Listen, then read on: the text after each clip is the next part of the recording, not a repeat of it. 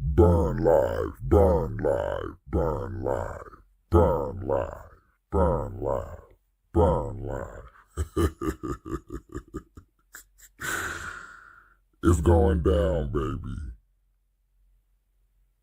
Burning through ashes trying to make comments. If you feel it, if you feel it, if you feel it, if you feel it, if you feel it, if you feel it, if you feel it, if you feel it,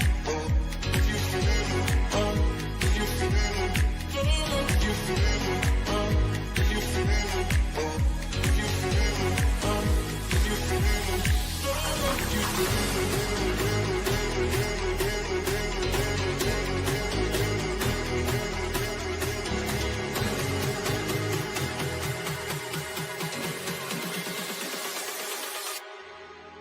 if you feel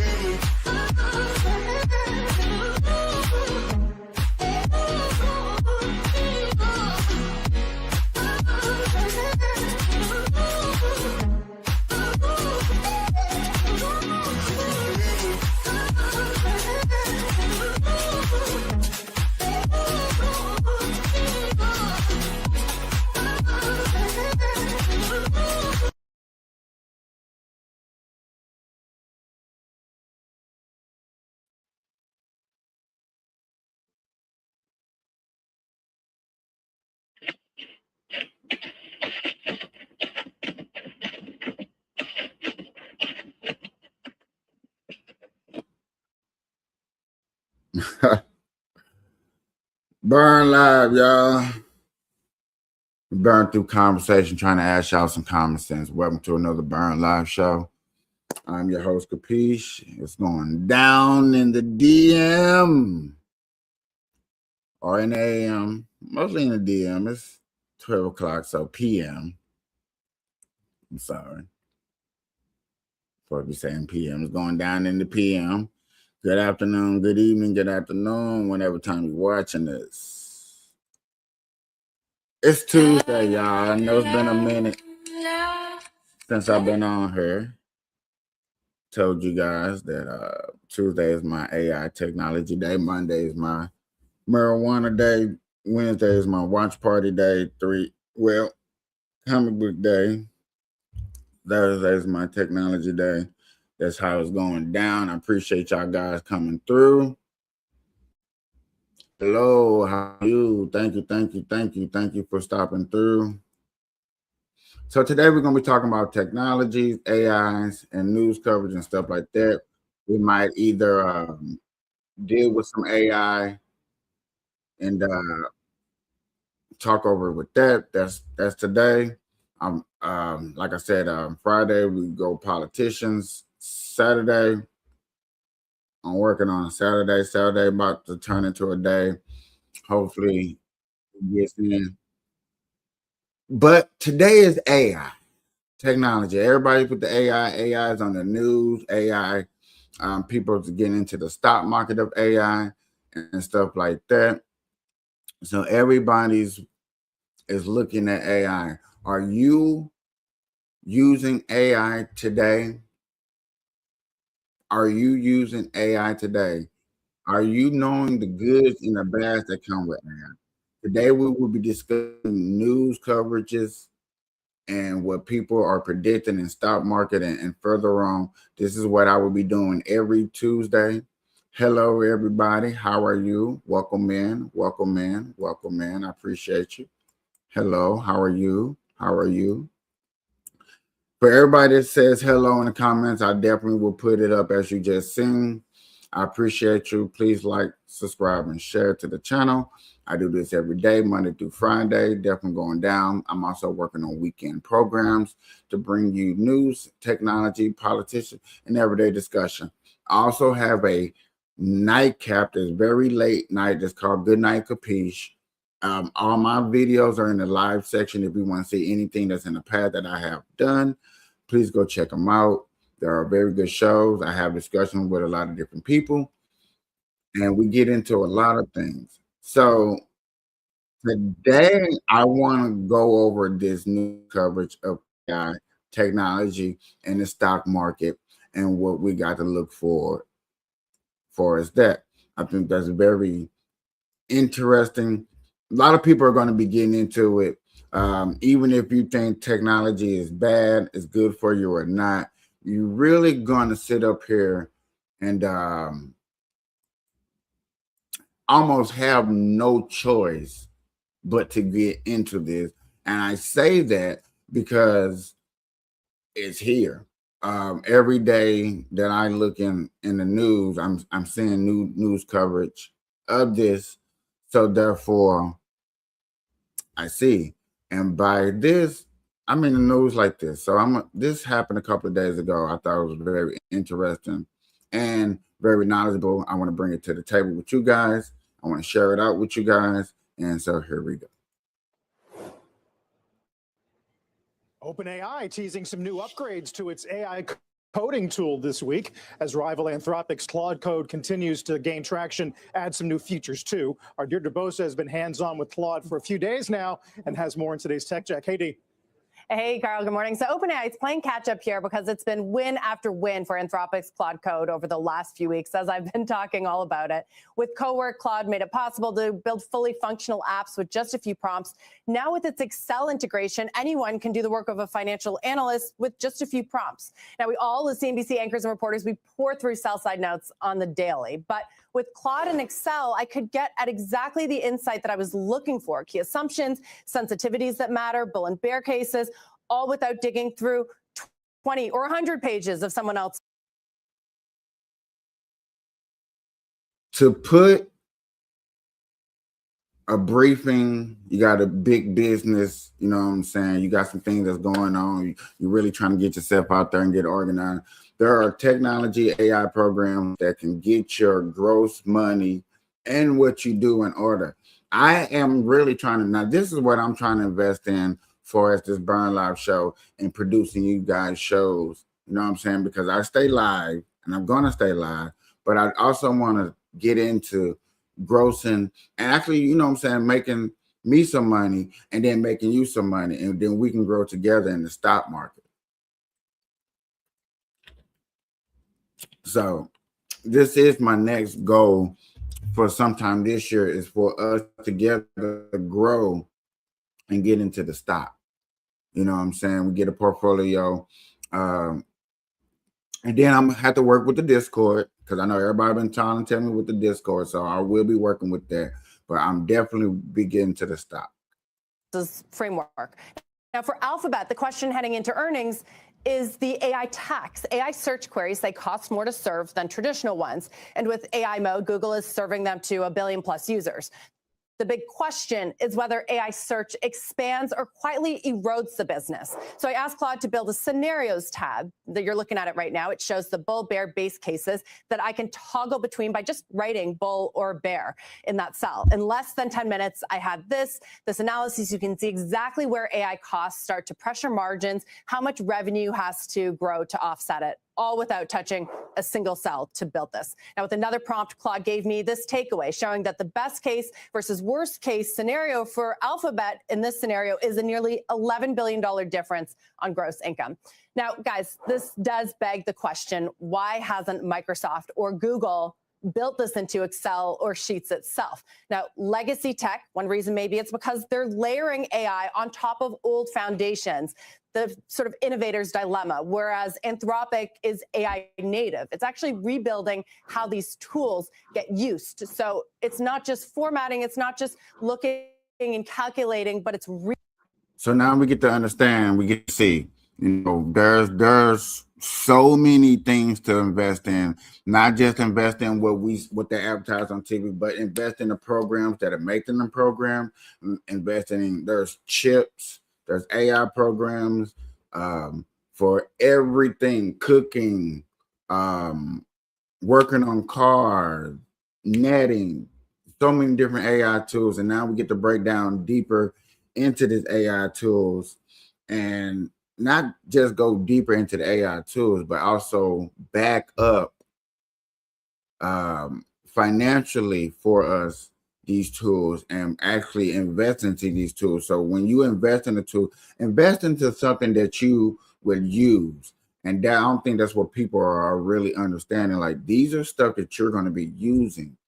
And we never take advantage of stuff that we're going to be using. And here's the opportunity. There are going to be a lot of people that are going to be discussing this AI and telling you to invest into things that you're going to eventually be using down the line. Reasoning with the numbers in the spreadsheet. Guys, I know that this sounds wonky, but it does point to a real shift. AI is moving from something that most people chat with to something that you can actually build with. I mean, even without coding or Excel skills, I'm creating stuff that used to require a whole team or very specific training. So we'll see what OpenAI unveils today, but the race, it is no longer about who has the best chatbot, and that is going to lead to a very, very interesting year ahead in the industry. And for us, with that chatbot thing, it's been a lot of different cases when it comes to people and what is able to talk to you, who you talking to, what's accessible to you talking to something back. Anybody out there, put in the comments if you would like to. Do you actually listen and talk back to AI, have a decent conversation? I've been sitting on here certain days doing that with certain situations and stuff like that. It's a little iffy.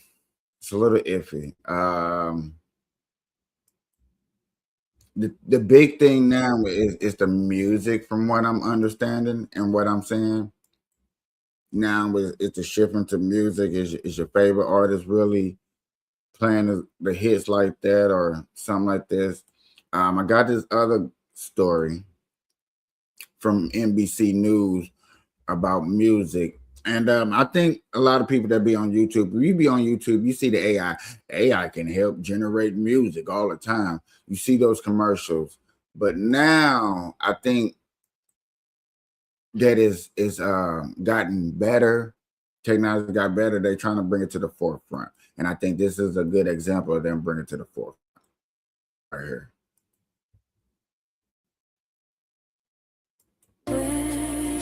Sienna Rose is topping streaming charts and going viral on TikTok. I'm falling with you. But is she real or AI? Is anyone else heartbroken about Sienna Rose being an AI artist? The Instagram account linked from Spotify. These are AI. On Spotify, Sienna Rose is listed as a neo-soul singer with more than 3 million monthly listeners, and she's on track to be one of the top new artists of the year. However, Rose has no verified social media presence and has never played gigs. She's also never responded to a request for an interview, including ours.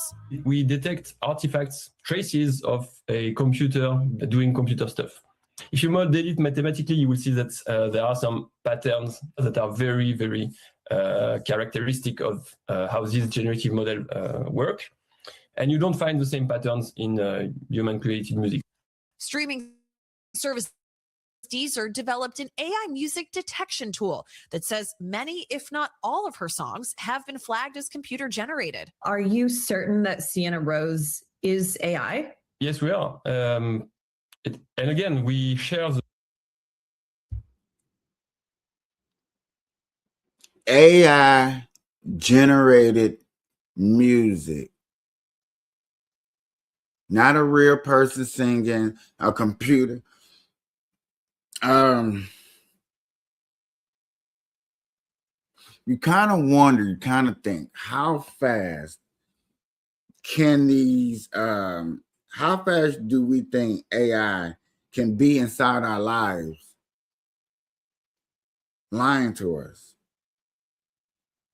But then you got to think like this. It's not AI doing it right now. It's not AI saying, hey, this is what I feel like doing. It's somebody putting out these examples, testing the waters. Let me put out this. Let me put out that. Let me see if this is going to work. Let me see if this is going to hit. So it really kind of varies, like what is what, who is who, why is why, because it's really, you know what I'm saying? And until we understand that, is it AI actually doing it, or is this somebody generating this person and putting it out. The science behind it, and we actually provide tools for other people to verify it. At some point in the creative process, AI was used. Now, many listeners grappling with the fact that they couldn't tell that this was possibly AI. I can't believe I fell for an AI artist. Raymond Begson says he first listened to Rose's most streamed song, Into the Blue. Automatically, I fell in love with the song. And I come to find out a couple weeks later that the song is actually made by AI. But one TikTok account claiming to be Sienna Rose herself denies that accusation. Well, I feel real. Many TikTok users now suspecting this account of being AI generated too, pointing out disappearing lines and doors, unnatural behavior of Rose's hair, morphing of teeth, and numbers and letters not looking real. It is super tough these days, but I'm looking for anomalies. Hold on.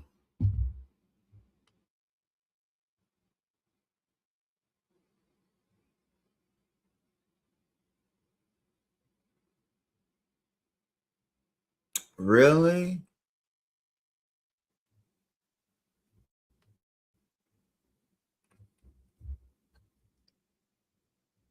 Lines and doors, unnatural behavior of Rose's hair, morphing of teeth, and numbers and letters not looking real. Yeah, like where is you finding this at? Where is you finding that at? Truck look real. What is this right here? This little flower, something look like you're supposed to be on a balcony.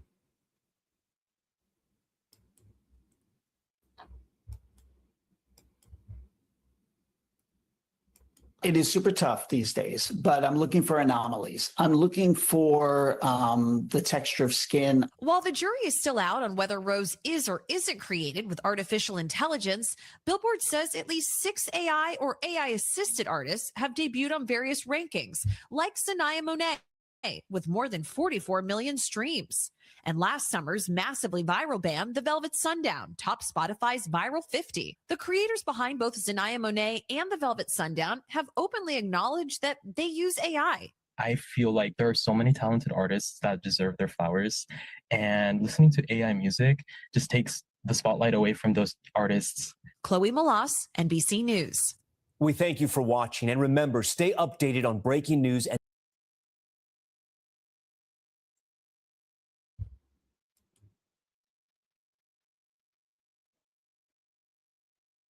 Notice how is somebody taking the AI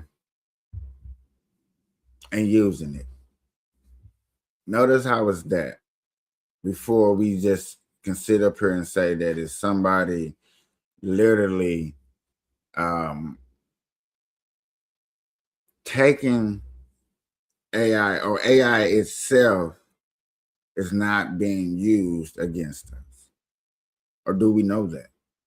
See, these are more, to me, seem like important questions, or questions that I want to discuss and figure out more deeply and take a deeper dive in. Is it us, or is it more, you know, my opinion? I don't know. I definitely want more details. Especially want more detail. I do.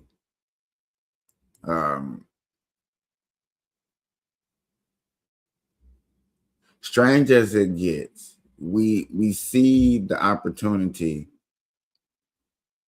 for AI without thinking about the consequences. And there's a lot of groups out here that are already thinking about the consequences, that don't want to mess with AI. And we're still in what we would consider the beginning stages of AI and technology. There's nothing to say that we are in advanced stages, but then there are people who, like this one. The thing that I use for people that got, people that got gaming systems use a variety of things.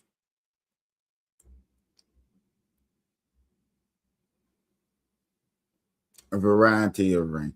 AI is not real. We know AI is not real. That's not the point. But do you use AI? Is AI accessible? I actually got this one lady I am following, and she tells stories and everything through AI generating what's going on. So I'm going to actually save that, but I still want to play this news coverage real quick, because you're going to hear a majority of AI in Wall Street. Welcome back. As AI continues to transform industries across the globe, the world's largest semiconductor company is racing to keep up. I sat down with the CEO of NVIDIA, Jensen Huang, and he said demand for his chips is exploding. It's for sure now we're going to have a very large 2026. You said that you had a backlog, a big backlog, $500 billion in backlog? Yes. Tell us about that. Where are you on that? Well, since I said that a few months ago, that backlog has gotten bigger than that. And so I think we're just seeing, AI has gone from these language models to now going into healthcare, into drug discovery, into manufacturing. See, yet again, that's what I'm saying. We looking at AI just on televisions and stuff like that, but it's going into almost every field that you can possibly think of. One day AI is going to be teaching our kids. And then I think once we get to that part, then you probably thinking that what is the right influence for your children? AI or naturally taught by you? Last year, we made huge breakthroughs in this area called physical AI, where AI understands the world. It understands causality and the laws of physics, and you can use it for self-driving cars. And of course, we're going to see huge breakthroughs in self-driving cars. It's going to be all over, robotic systems of all kinds. Okay, so the Rubin, is the most advanced chip? It's 10 times more energy efficient than Blackwell. It's 10 times lower cost for generating tokens than Blackwell. 10 times. And Blackwell was 10 times that of Hopper. So every single year, we're driving up energy efficiency and we're driving down the token costs. This way, AI can continue to be affordable, more clever, more smart, while being more affordable for everybody to use. There's a debate on whether or not China should actually be getting our chips. What's your take? You want to obviously sell to that market, but are there risks with regard to national security? First of all, H200 are not used by their military, because their military, like our military, builds on our own chips. And they build plenty of great chips. Huawei and many new startups, they've all gone public this year. Hundreds of billions of dollars of market value now in building AI chips. So they have lots of AI chips for themselves. With respect to H200, we remember the AI stack is 5 layers deep, and we want to win the AI race. And we need to win the AI race at every single layer. We want to win the energy layer. We want to win the chip layer, the infrastructure layer, the AI model layer, and also the application layer. President Trump wants us to go win the marketplace, compete around the world, bring home jobs, create revenue for the United States, and continue to lead the technology around the world. We can't concede any market. And so having the ability to keep the United States at the forefront with Blackwell today and very soon Rubin, but now allowing American chip companies to compete around the world, we have the benefit of having a thoughtful and balanced strategy. I want to ask you about the question that you hear all the time, and that is, with all of this money being spent on AI, are we inching toward bubble territory? Future R&D budget is going to drive enormous amount of infrastructure. We're going to be, it's very likely this is the largest infrastructure build out in human history. And over the course of the next 15 years, a lot of estimates come in at, $85 trillion. And so we're going to build a lot of infrastructure. So if you're talking about a couple of $1 trillion every year going into this, what do you say to those people who say that's absolutely not going to happen? It's a bubble, and we're going to have some companies holding the bag, banks who are lending out this money. Because remember, some of these companies who are investing in AI, they're borrowing the money. Is it a bubble? Well, during the time. Yeah, I just heard all that money. Yeah, I heard all that money that they're loaning out. We, the people need to get part of it, get some of that money before all these big companies come in and swoop and take it all. This is why I'm covering stories like this, so we can have an opportunity to see these stories and take advantage of them and not be sleeping. We can't be letting big corporations take advantage of this. That's too much money right here. Too much money. Okay. Let's see what we can do ourselves, and let's get involved, and let's take this to the next level. Like I said, I'm working with some people to see what I can do to start this, getting into the investments, because we need it. We need it. We can't be letting big techs, big companies like this guy make $85 billion, and he's taking 23 billion, somebody's taking 40 billion and stuff like that. We can't be letting stuff like that pass. I think that's a shame. That's a crime. We can't be letting it go through like that. Okay? We got to do something about it. Yeah, this is the AI. This is a short one. I just want to get into this a little bit with you guys, and you know that the technology is out here. We need to get in, and AI is real. For as investment plans and what we see that we can get into. Is that seeable, it's affordable now before it get too far out of hand. Okay. Let's not wait until it's too late and then we worried about AI. Oh, AI is gonna think. No, let's get, if we get ourselves in it, then we know what's going on. Okay. But everybody's looking at that guy that I just showed you, because I'm looking at other videos because people want to stop that guy. They don't really want him. And why they don't want him to do it? You know, they do got AIs in stores that watch us shop as security. You know, you might not be stealing, but they might say you are stealing.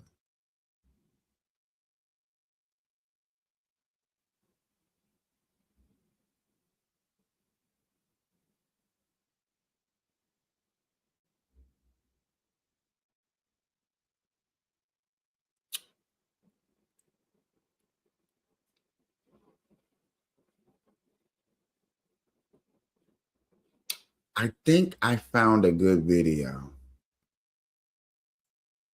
I think I got a good video to explain to y'all about the bubble and its bursting that's good for us in our pockets. Okay. I'm going to play a little bit of this video just so you can get an understanding of what we mean. Okay. And I think just the intro alone is a good explanation if I can get it.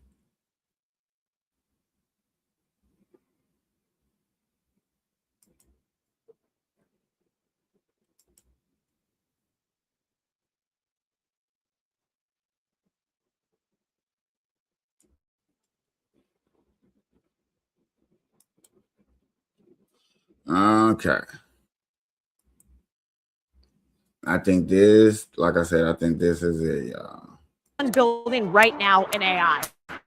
But most of these AI startups, they won't last more than 18 months. So where is the real money being made? Let's dive into it and learn how you can become rich without writing one line of code. Section 1, the 6 tiers of AI. Here's your 5-minute MBA in AI economics. Tier 0, energy infrastructure. AI lives in the cloud, but it feeds off electricity, which is why data centers are projected to consume more energy than entire countries by 2030. And if you're thinking like a person who likes money, you're going to be asking yourself, who's powering the power? We're looking at utilities, generators, grid plays, or even buying or starting businesses that service energy infrastructure. So infrastructures, buildings, this is the first part. What's up? You know what I'm saying? like I said, I'm just gonna go over this first little step so we can see the difference of what we need to invest in. Because look at this consumption level. Actually wild.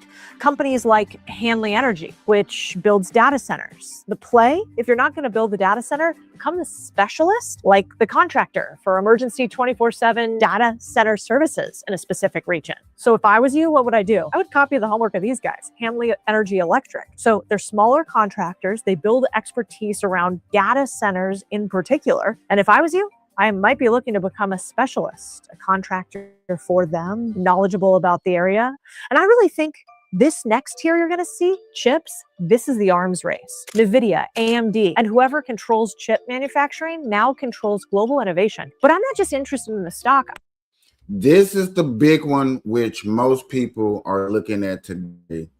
And it's more like, I ain't gonna say accessible, because like I say, the first one, infrastructures of the energy, but this is where more people are looking at like, okay, how can I get my hands into this? It's into the chip part, okay? I want to know who's building the fabs, who's maintaining the clean rooms, who's doing the HVAC and installation. I think most people think, hey, this is just for the big guys. I'm out. You know what? I guess you're right. But the contractors building these $10 billion facilities, they've been around for 20 years. They have certifications and engineering teams that speak in acronyms. We can just be the guys who build the things those guys need in the real world. And I think those billion-dollar fabs, guess what? They also still get dirty. They need HEPA filters that clog. And the big contractors, they don't want to send their $200 an hour engineers to change filters. That's where we come in. And we just charge them $150 an hour. These are the specialized service companies nobody's talking about. Talk about like Promera, formerly DataClean. They started cleaning these data centers and clean rooms. Now they're the go-to across the entire industry. So like do one thing obsessively well, keep mission critical environments particle free. You don't have to know a ton. You just have to show up with a shop vac and say, I clean good. Then we've got tier two. Tier two is the data centers. $455 billion went into data centers last year. That's up 51%. That's like so much money I can't even quite understand it. Microsoft, Meta, Amazon, all the boys spending billions here. What about the plumbing, roofing, wiring, insulation, the local businesses that these AI empires can't function without? This is AI translated for blue collar domination. And look at how much money these companies are making today. I think this is the kind of unsexy business that makes people rich while everyone else chases AI unicorns. So JEM Tech Group, they clean data centers, thrilling. Behind the tech, we can lay, we can sit, we can advance, we can grow our money and invest in ourselves. These are the small blueprints that people claim that they don't see and they don't know nothing about. Hold on, y'all. Right? No, they're not just cleaning. They're actually looking at fancy detection systems that are missed, fire hazards, disconnected cables. The play here is really simple. You show up to clean, you show up to inspect, you show up to fix. Suddenly, you're not the janitor, you're the risk management consultant. And guess who gets paid a lot more? The risk management consultant. I think people in this space are going to make an ungodly amount of money. This is the picks and shovels of the AI industry, and nobody is talking about it. Tier 3 of AI, we've got foundation models. This is where the big dogs play. OpenAI, X, Google, Anthropic. These are like the oil rigs. Big money, long timelines, uncertain returns. You and I aren't going to invest there. Most people watching, we can't compete. But you don't need to build the oil rig. You just need to sell the fuel, tools, or whatever, tacos, to the guys on it. I agree with what another investor, Elizabeth Yin, said. The typical early AI startup, they're burning, aka spending $500,000 a month. A lot of this is on GPUs. If you don't know what that is, it's basically like a super fast calculator built to do thousands of tiny tasks at the same time. You need that in order to power your AI. At this pace, if you even had $10 million as an AI startup, it only buys you 20 months of runway, aka ability to live and still survive as a company. But during that period, that's no profit. Because the problem is you have too many users and each one costs you money. So OpenAI.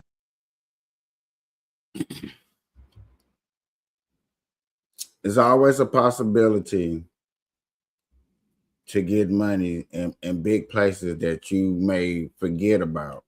We can't never forget the opportunities and look at the small pictures and the big pictures in AI. I'm going to go deeper into this. This is just homework A. This is just the beginning. Please take notes of these because I will be deep diving into these 6 tiers in later episodes to go deeper into the AI, into the monies, into the budgets. So I'm setting good homework for us, y'all. I hit a $300 billion valuation, with revenue growing from 3.7 billion to 12.7 billion. But the caveat here is that the training costs for these companies, they grow exponentially. And so future models are going to cost them billions of dollars to train. Think of this like the plumbing layer of AI orchestration tools, APIs, deployments, frameworks. It's like the AWS, the cloud of AI. It's not sexy, but neither is Stripe or Datadog or MongoDB. And yet look at how much money those companies are worth. Multi-billion-dollar businesses because they make everything else work. I think some people are worried that bad things will happen here, that the big tech and AI companies are all, well, sleeping with each other. Take a look at this chart from Bloomberg. I think it means they actually are all sleeping together. You know, these companies are servicing one another. NVIDIA and AMD are investing in companies they sell.